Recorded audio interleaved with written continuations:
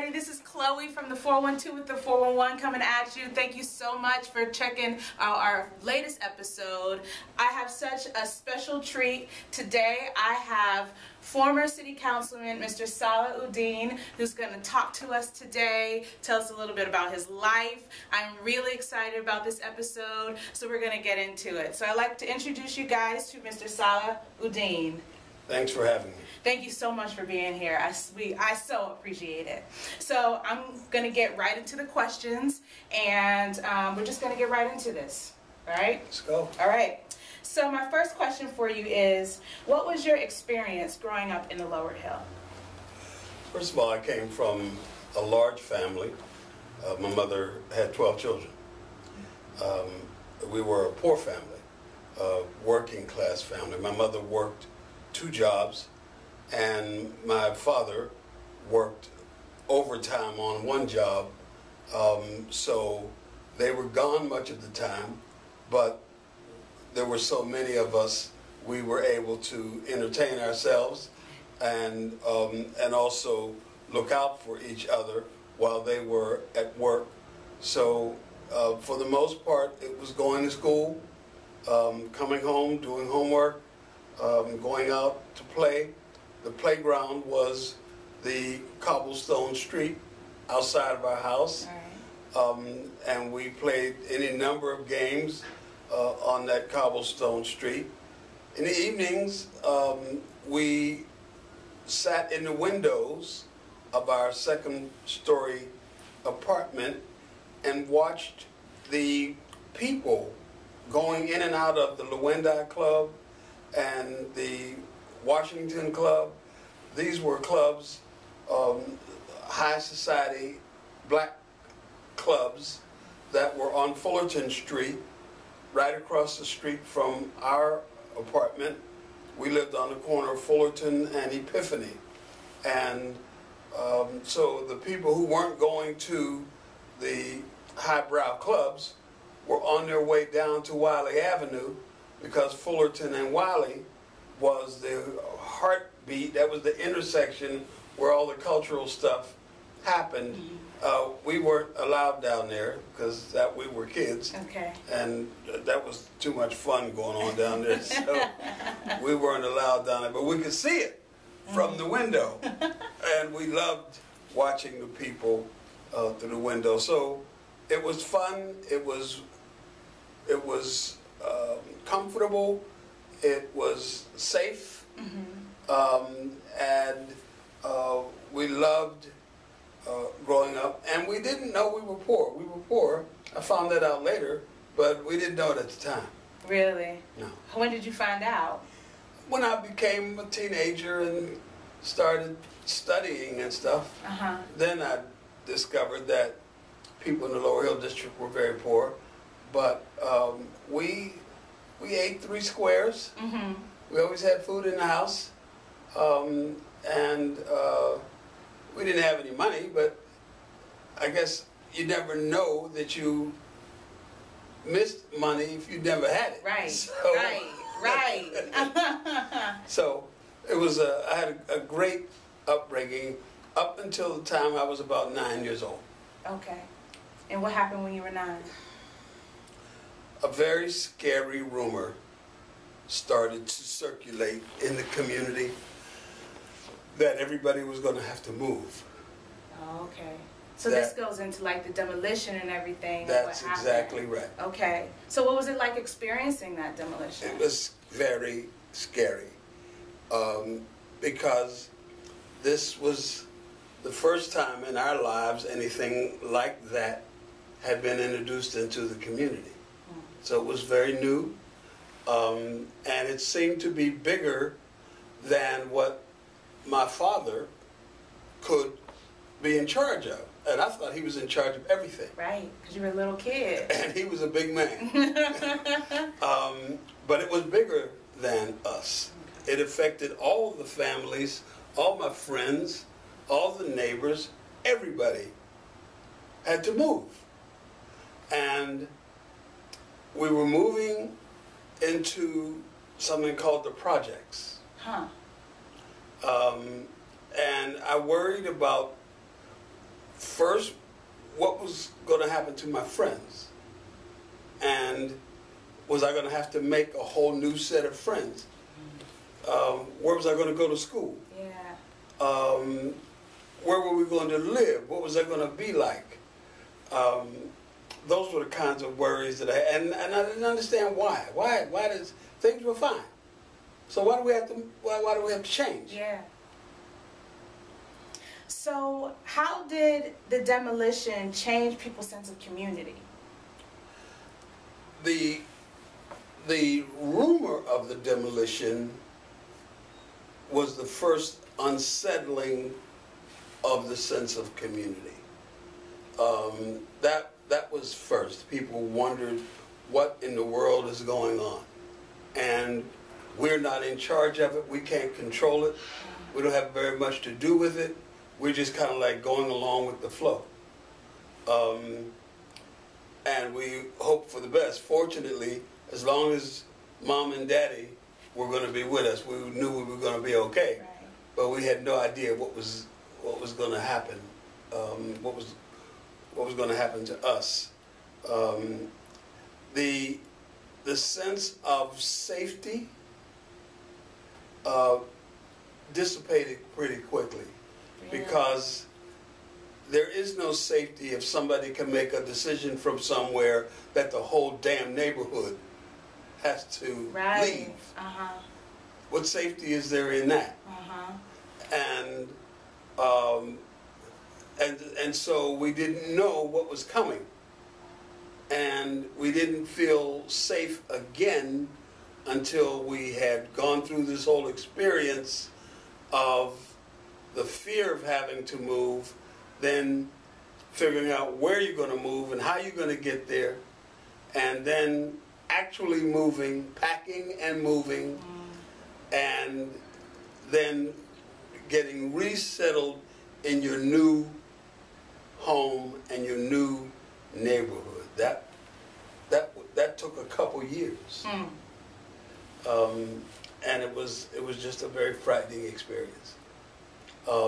We were, for the most part, renters. Okay. We were not property owners, and I think property owners have a different sense of community ownership than renters.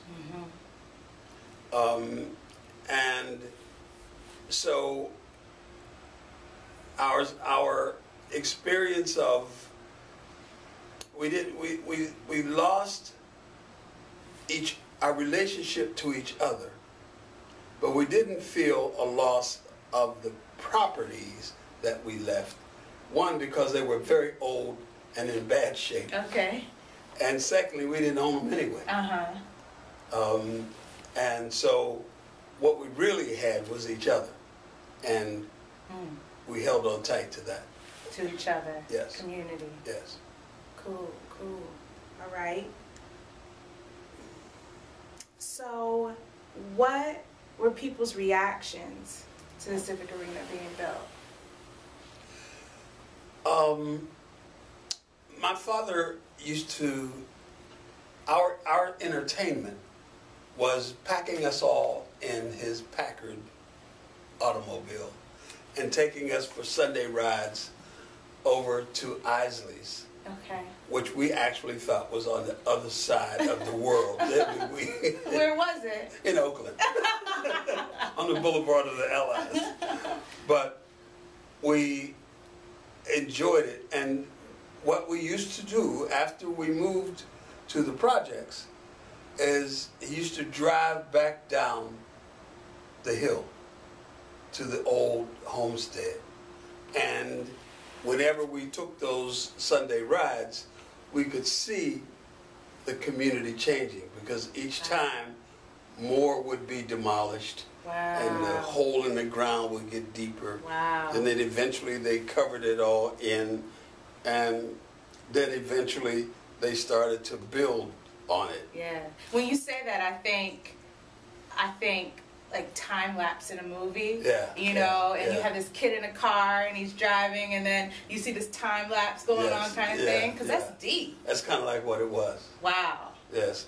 And it was strange to see how big the area was of the neighborhood that they had demolished. But we, whatever it was that they were doing, didn't have anything to do with us.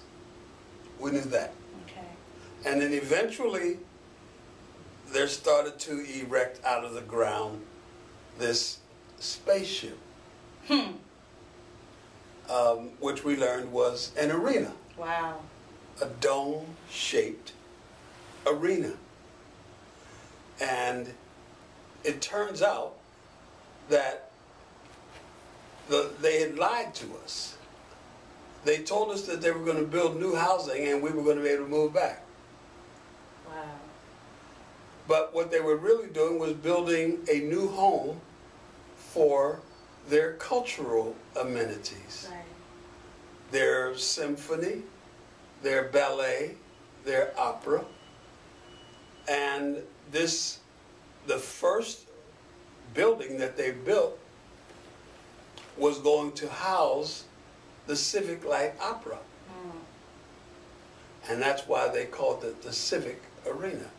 I see. And so that was their stuff. Wasn't ours. Right, because you said there a lot. Theirs. It belonged to them. Because y'all had no say. We had no say. We had no investment in it. We were not invited to it. Right. It was not ours. Right. No ownership, no relationship. It was theirs.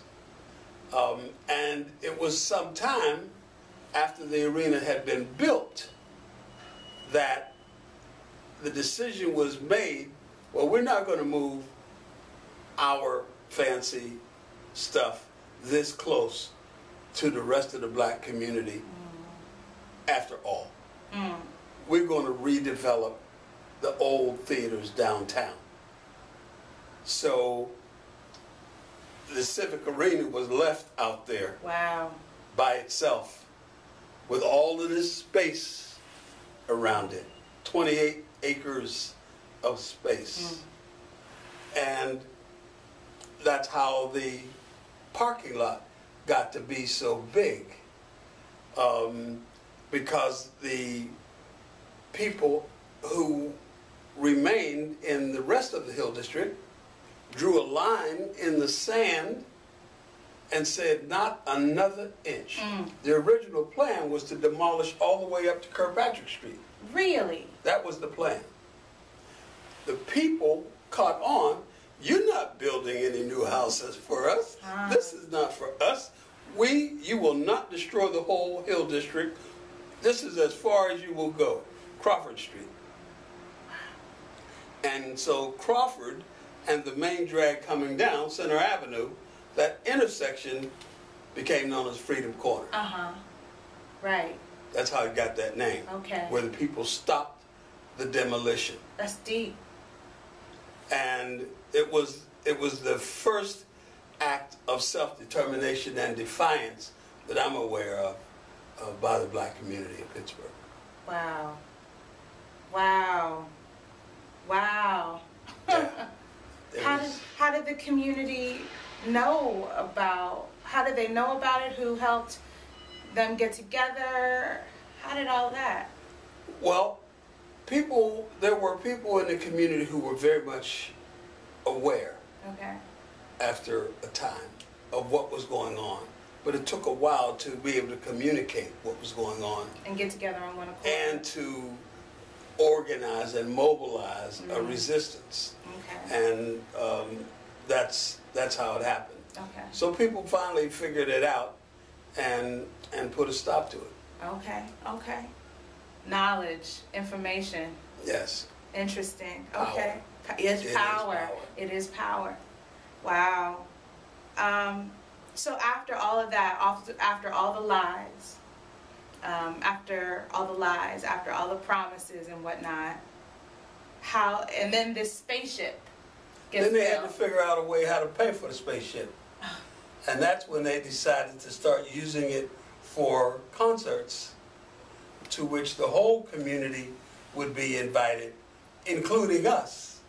And so they started having events like inviting James Brown to the Civic Arena, and rock and roll shows, and Aretha Franklin and things like that. That's when we got invited to participate in this spaceship that was built on top of where we used to live. Oh, the irony. Oh, the irony. Yes. So, how did all these people react after it was demolished? I think people submitted to the reality that this is no longer our home.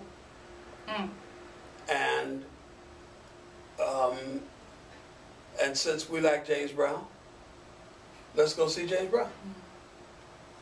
And so you will hear people today who will, if you ask them about the Civic Arena, there are two schools of thought. One school of thought is bury my heart at Wounded Knee. Okay. That's our home ground that you have desecrated, and we hate every symbol associated with it. The other point of view would be, what do you think about the Civic Arena? I remember that was the first place I saw Stevie Wonder. And we had such a good time, and we used to love going back down there to the Civic Arena. Now, some of those differences will be generational. Some of the old people never went into the Civic Arena. Some of the younger people who didn't have as much history will have some fond memories of the Civic Arena. Wow. Generations. Yes. Generations. It does something when you don't have a history with something. It or does a place or a person. lot. It does a lot. If you don't have a sense of history and place and community, then you have nothing to fight for. Right. That's a deep statement. That resonates with me. Very much so. Yes. Very much so. How do you think all of that demolition of the Lower Hill, how did it shape Pittsburgh? It's a very good question. In Pittsburgh, the thought leaders, the political leaders of Pittsburgh used the opportunity of displacing 8,000 people as an opportunity to racially segregate people who, in the Lower Hill District, were not racially segregated. So in the Lower Hill District, there were blacks, Jews, Italians, Syrians, and various and sundry others, all well integrated. There were no pockets, ethnic pockets. They were dispersed throughout the Lower Hill District. The demolition and the decision of where we're going to put people made the political leaders decide we're going to segregate people racially for the first time. So blacks were sent to public housing. Whites were spread out. These are all poor people. They were spread out and dispersed pretty much throughout Pittsburgh and the growing suburbs. Blacks were given indefinite dependence on public housing. Whites were given the opportunity for home ownership with little or no down payment using federal subsidy. And so the black friends that we had in the Hill District, we finally found them and ran into them in the public housing communities that we moved into. The whites we never saw again because they went to a different side of town. And so now Pittsburgh is one of the most racially segregated cities in America, and it started right then and right there with the demolition of the Lower Hill District. So was Pittsburgh, not all of Pittsburgh, not just the Lower Hill, but everything else, was that racially segregated, or was it? To a large extent, it was not. Okay. But that began the racial segregation, and the racial segregation eventually permeated the whole city. As the whites then began to move out of the city toward the suburbs, and blacks were left in the core of the city, it became more and more racially segregated, but it started with the demolition of the Lower Hill District. Okay. So my last question for you, Mr. Udin, is what are the challenges of today's Pittsburgh? And what advice would you give a young person like myself interested in politics? Pittsburgh, for the last few years, has been surveyed and compared to other urban cities and found to be one of the most livable cities in America. And part of that has to do with livable for whom? Right. The city is one of it is still a poor city. It is still, quite frankly, recovering from the collapse of the steel mill in the 70s and 80s. It is still highly racially segregated. The police department is still an armed occupation army in the urban core and steadfastly refuse to racially integrate. And so as Pittsburgh reinvents itself economically, the challenge is for young people to invite themselves to the party and help shape the future economic basis and social basis and political basis of the future of the city. If young people either refuse or fail to invite themselves to the party, others will invite themselves and they will shape the future of the city without you. Your choice is to be a part of the solution or to relinquish it to others. But leadership hates a void. And so if by your refusal to define your own future, that void will be filled by somebody else who will be glad to define your future for you. Very much so. Mr. Udin, it's been a pleasure. Thank you so much, sir. Thank you so much. Pleasure's been mine. Good luck to you, Chloe. Thank you, sir. Hey guys, this was an awesome interview. Check it, leave your comments down under the box. Again, this is Mr. Sala Udin, dropping lots of knowledge for us. So check my next episode and I will see you guys all soon. Bye.